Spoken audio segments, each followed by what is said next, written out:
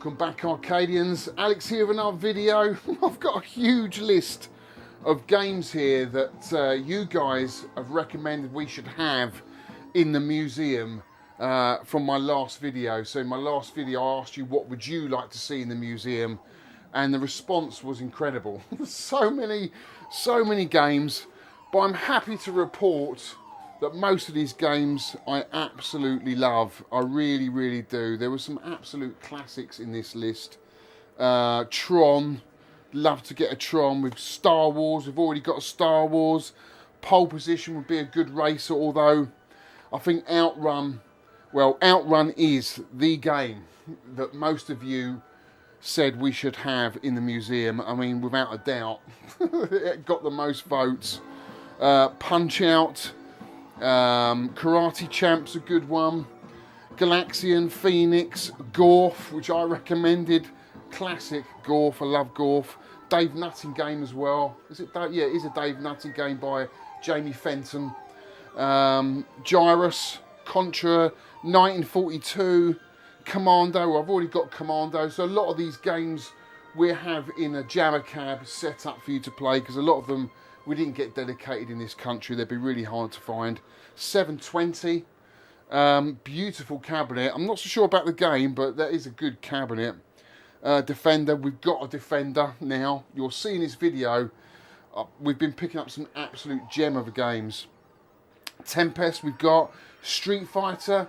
We're definitely going to have Donkey Kong. I'm taking my Donkey Kong to the museum for all of you to play. Sega Rally's another good one. Pac-Man, Q*bert, Dragon's Lair. Would love to get a Laserdisc game in the museum, but I don't know which one that would be. Battlezone, would absolutely love to get a Battlezone, especially with the Red Zone kit you can now get for the PCB, which allows you to play Battlezone 2. If you haven't played Battlezone 2 and you like Battlezone, I suggest you go and give it a play, guys. It is awesome. Gauntlet. Stay tuned for this video. Centipede, Chase HQ, R-Type, awesome game R-Type. I'd love to get a PCB of that. Ghosts and Goblins we've already got. Double Dragon we've already got. Galaga, Missile Command. All these games, guys, are absolute classics. Berserk, Astro Blaster. A lot of these games, actually, we've got, but I haven't showed you yet. So stay tuned every week. I'm going to be showing you new games that we're getting from the museum. Kung Fu Master, absolute classic. Bomb Jack. Seawolf. Seawolf. As if we're ever going to get a Seawolf. I mean, that is so rare and such a classic game. Paperboy, my all-time favourite. I'd love to get a Paperboy. Tapper. Yeah, Kung Fu. Wild Gunman. Oh my God. Space Harrier, that would be awesome. Super Hang-On, we've already got. I'm taking mine, my lovely minty Super Hang-On that I restored last year. That will be in the museum for you guys to play. Pooyan, Juno First, love Juno First. I'm still looking for a Juno First PCB. I'd love that game. WrestleFest, we've got.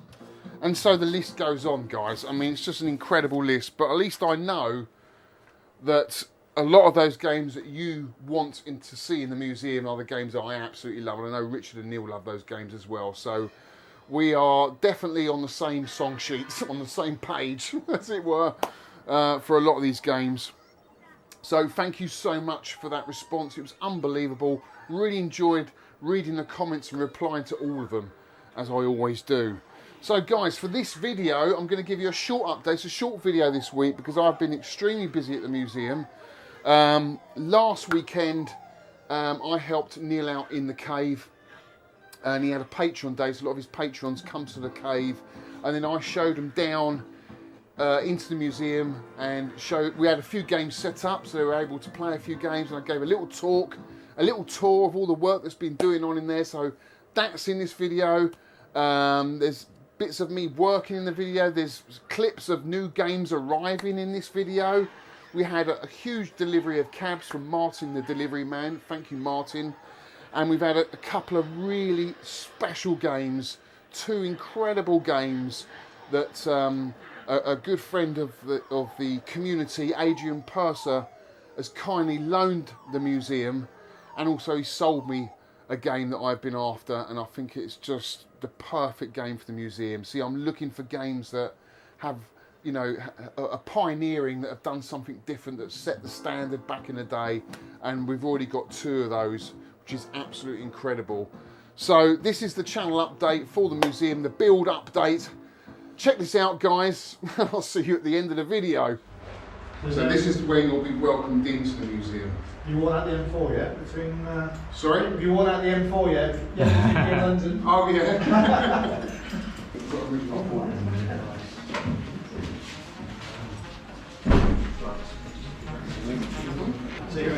Cigarette burns everywhere. Yeah.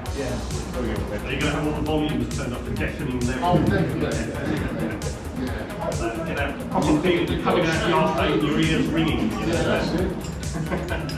You know, it's got to be, you know, place where you can see, but not really anything from, I don't know, 96, 98,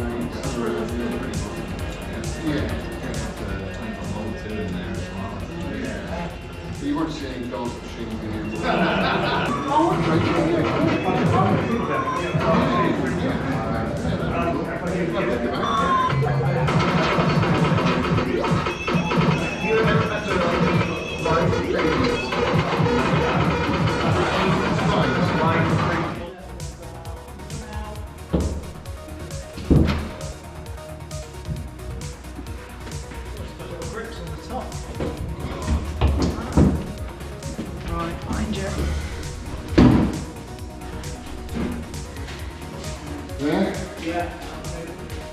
That is a tall one.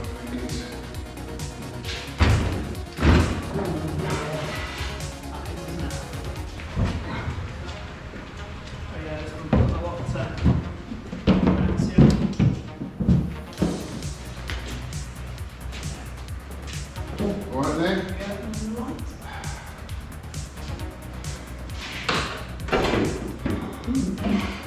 It's a baby compared to the other one.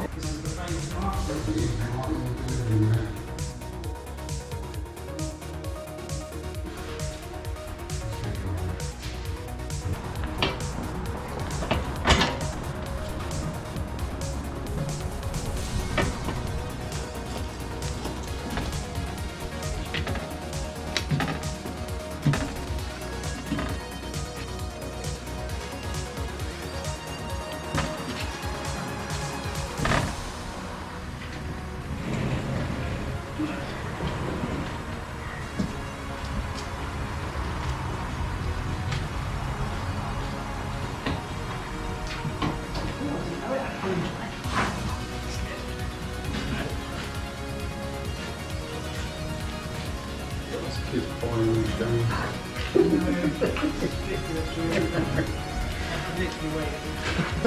Have you?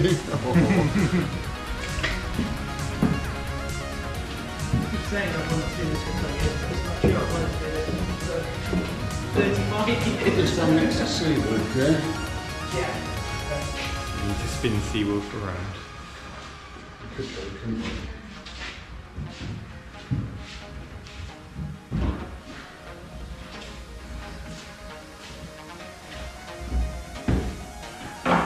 Salty on this bit. Yeah. I've got a bit of time lapse sort of before you for the painting. Cool.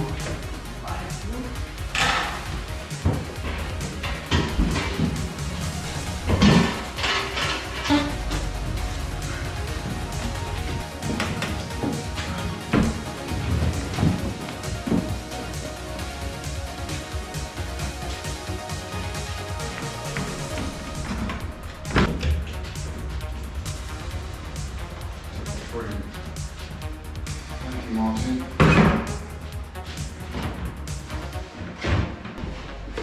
Got to fit all these in the little room when we do this. What's that? Got to fit all of these in that little room I know. when we do this. Well, there's a good floor. Yeah.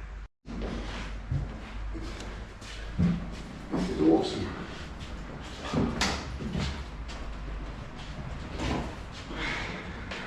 All right. Big one as well, isn't it? Yeah. Yeah, it's a good one. Huge. That's nice, isn't it? It's in really good condition, actually. For 1980, yeah.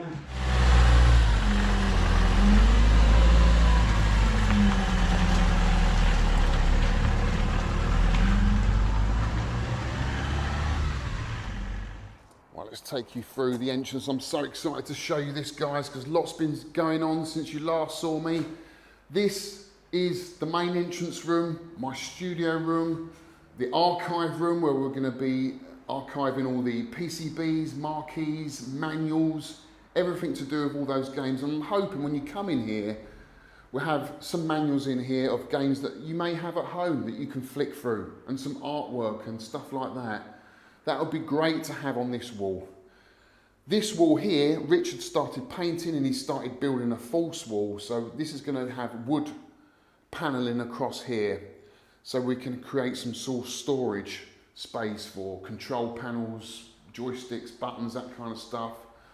And then on this wall, hopefully we'll have some Bronze Age cabinets, black and white games, you know, pioneering games like Pong. The Sprint 2 could possibly be in here. Maybe even Sky Skipper could have its own space here. But it's a nice room to showcase and for you to be greeted in. So, been painting the ceiling. Paul's been in here, the electrician, doing all the conduits, putting the plug sockets in. Right, so Paul's putting the lighting in here. How's it going, Paul? We're getting there, it's all good. What's your company name? Eminence Electrical. Eminence Electrical. My top one. Brilliant. Eminence Electrical in Stroud, right? Now, Paul's putting all the lighting in. Fantastic. Easy job for you, Paul. Oh, that's it. Won't take you too long. We've had a huge delivery of games, 9 games in all. And I can't believe we've got this. Midway's Gunfight, or Dave Nutting's Gunfight. This game, from a historical standpoint, means so much to me to have this in the museum. This was a pioneering game by Dave Nutting. It was the first game to have a microprocessor in.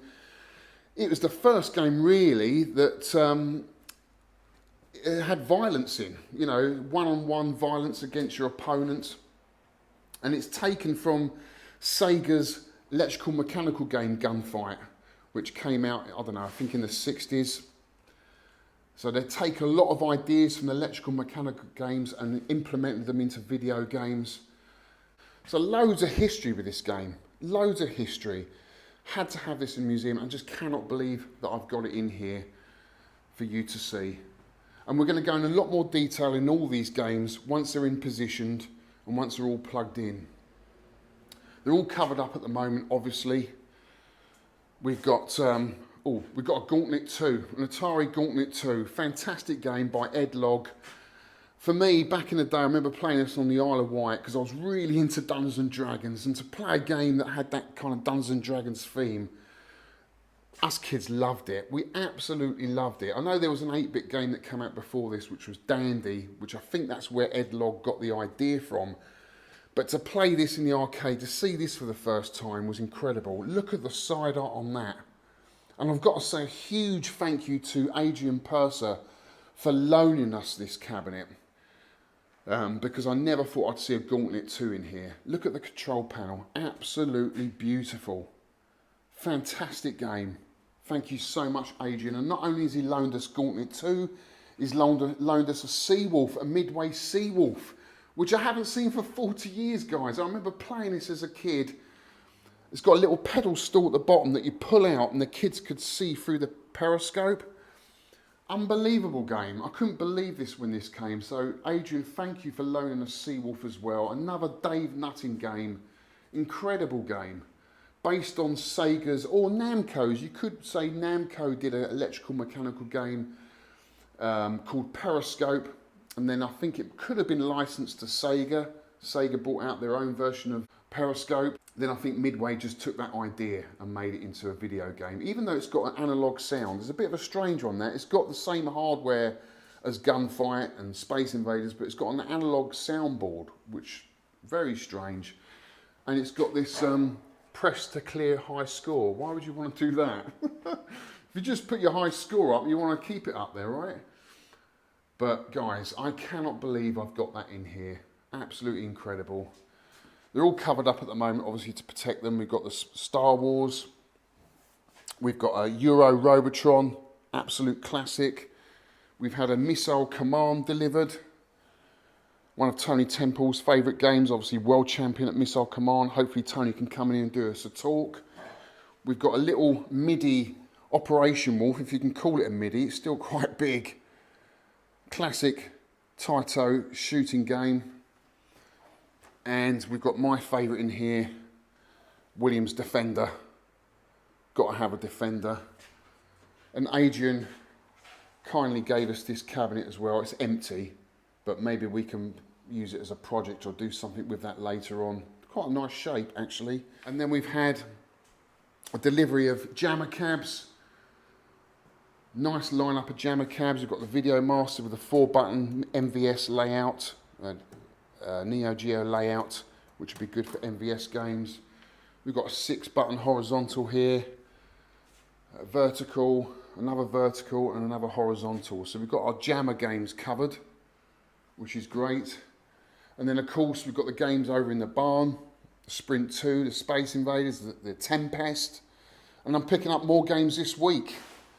So it's all coming together, guys. We've got some fantastic games from a historical standpoint, getting Gunfight, getting Seawolf. I was so chuffed to get those Dave Nutting games in here. It's so nice to see them all in one place.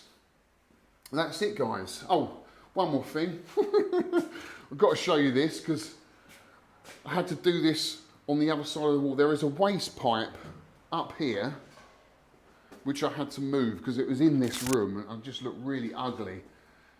So that waste pipe from the kitchen above ran all the way along this wall. So what I did was drill a hole through this wall, which is really thick, and then run it along the outside of this wall, but meant me going in the river to do it. And I ended up dropping my drill in the river, my Makita drill. I haven't turned it on yet, hopefully it still works, but yeah, I managed to do that yesterday. I'll show you some clips. There's me in the river.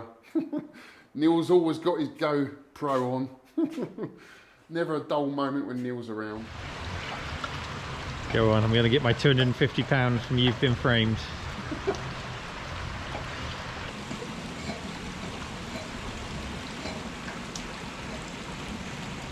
Like ladders.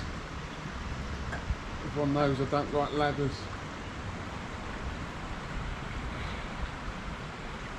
Oh, it stinks.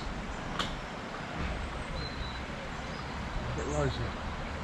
God, I can smell it from here. It's horrible, isn't it? Okay, put that there and that.